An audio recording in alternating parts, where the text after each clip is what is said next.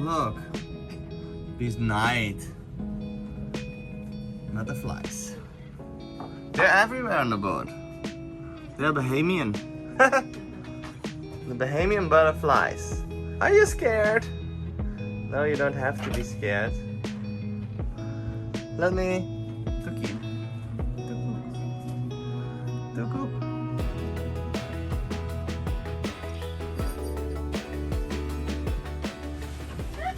They're big.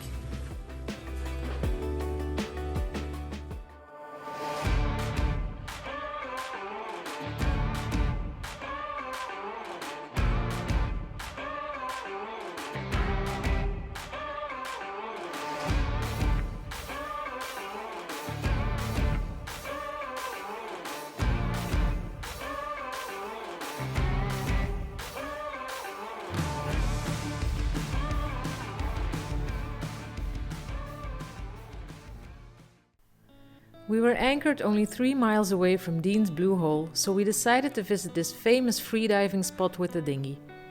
We had a lot of fun swimming, snorkeling and freediving, but when it was time to leave, we realized that we had made a mistake. We hadn't checked the tide charts, so crossing the reef again to go back would be a challenge since the tide had fallen while we were here. We got as close to the reef as possible to try and find a gap, and we carefully watched the swell to determine a wave pattern and to wait for the biggest wave in the set to be over before we made our move. We had to try 2 times. Both times we hit a rock with the dinghy prop, which made it stall. During our second attempt, the dinghy turned sideways onto the waves while Sven tried to restart the engine, and at that moment a huge wave hit us and almost tipped us over. Everything was soaking wet and Sky's life vest deployed. He was in quite a panic at that moment, but once we made it over the reef and past the swell, we could all take a deep breath and laugh at our hilarious situation.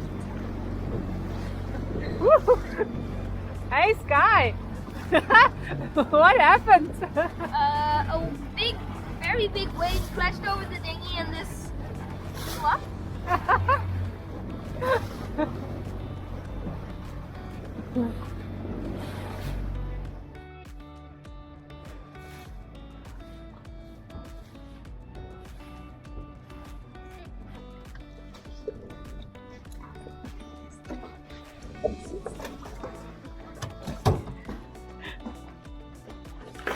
And overboard.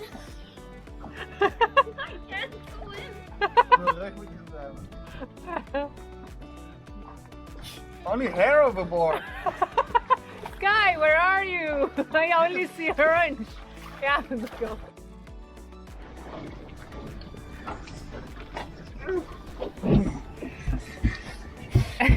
Okay, step up. I can't open it.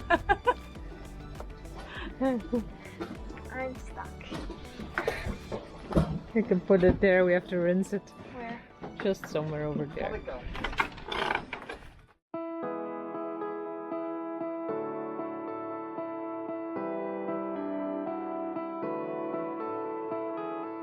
In the evening, we made a fire on the beach with the other sailors in the anchorage. We always enjoy getting to know new people and sharing sailing stories over a few drinks. We had so much fun at Dean's Blue Hole that we decided to go back a few days later. We didn't feel like crossing the reef again, so we rented a car this time.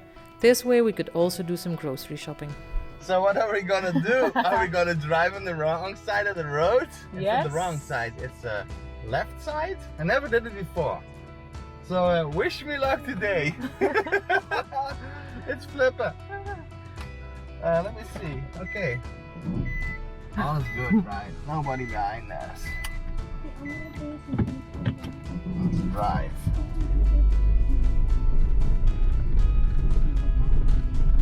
On the left side. The hardest thing is getting on the road.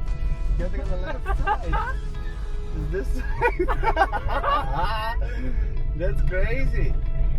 Oh, that feels so weird. Oh, let's flip around.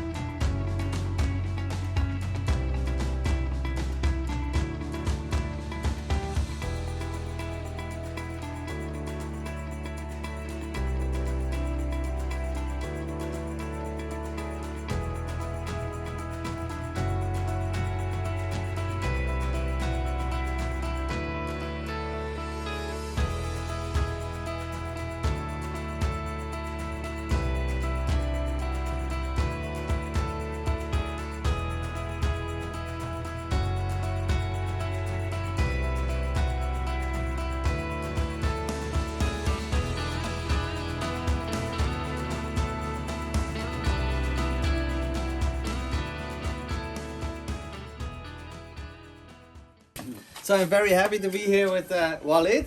Walid, I met him at Dean's Blue Hole. I was just searching for my sunglasses that I lost. I'm very, very excited to ask him some questions and things about freediving. He's one of the world's most famous freedivers, so I couldn't be more happy to meet him. Thank you. Hi Walid. Hi, how are you doing? Great. Let me just ask you some random questions. Sure. The first one is, when and how did you start freediving? I first taught spearfishing actually when I was a kid. I was maybe 12 years old, back in Tunisia.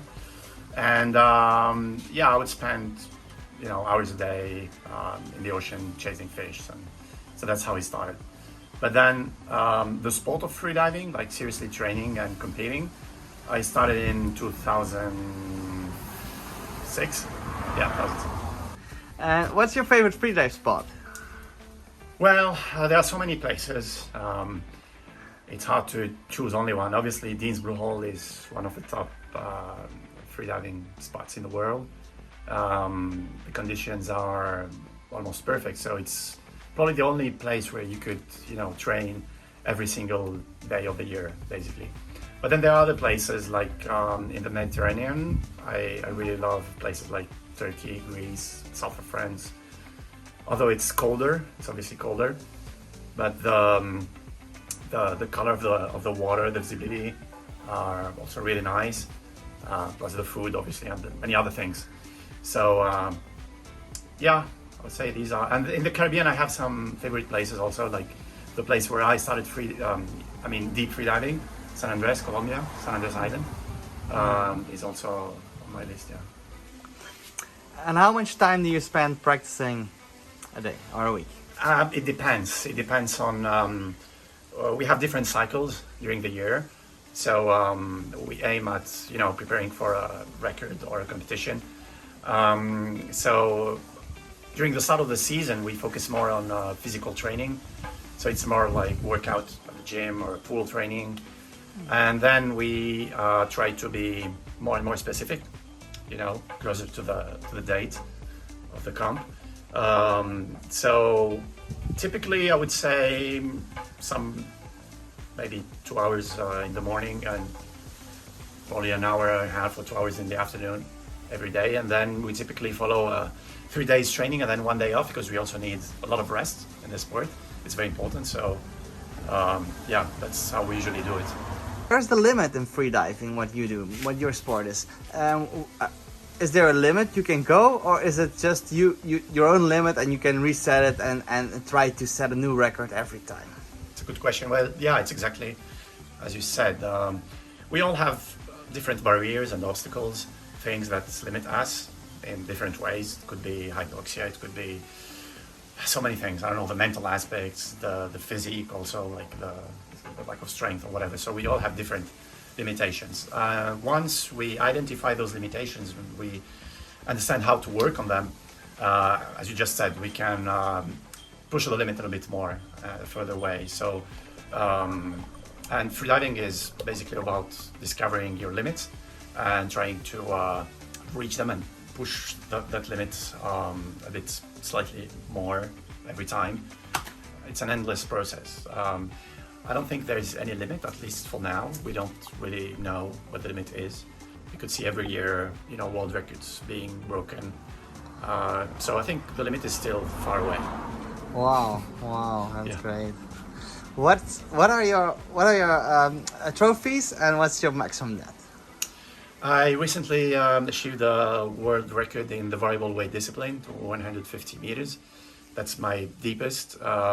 It's called variable weight because you use a weight, so it's basically assisted freediving. And then we have other disciplines, the unassisted disciplines, where my deepest has been 122 in training and 116 in competition.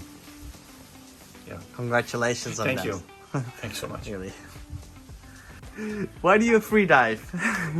Why do I freedive? Well, it's a sport I discovered at a young age, and I feel it's pretty much, I would say, more natural for me than other sports. I tried others also. I was into martial arts for some time and others.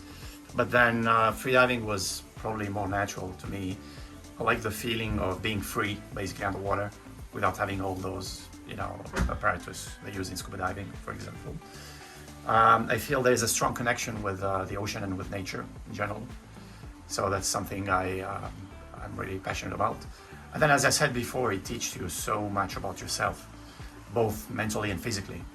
So I think this process is very, very interesting. Yeah, once you have a decent level at it and you can live from the sport, which is very hard, I think the lifestyle also behind it is really nice. So basically, it gives you more freedom, I would say. It was very exciting to meet Walid and his girlfriend Marcella, to watch them freedive and to have a chat together. Thank you very much for this opportunity. You are a big inspiration to our kids, and we wish you lots of success in the future.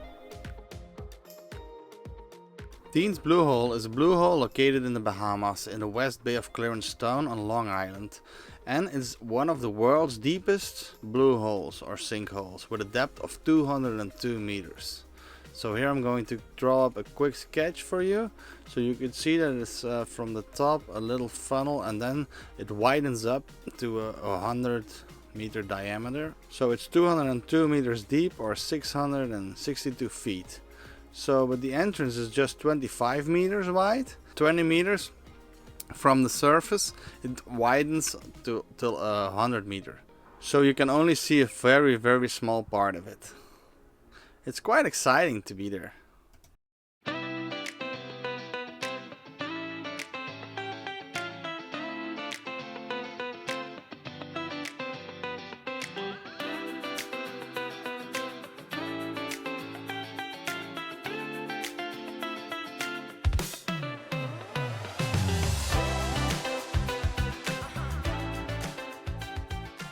Tune in again next week to sail to Nassau with us. Thank you for watching, and don't forget to like our video, leave a comment and subscribe to our channel if you haven't already done so.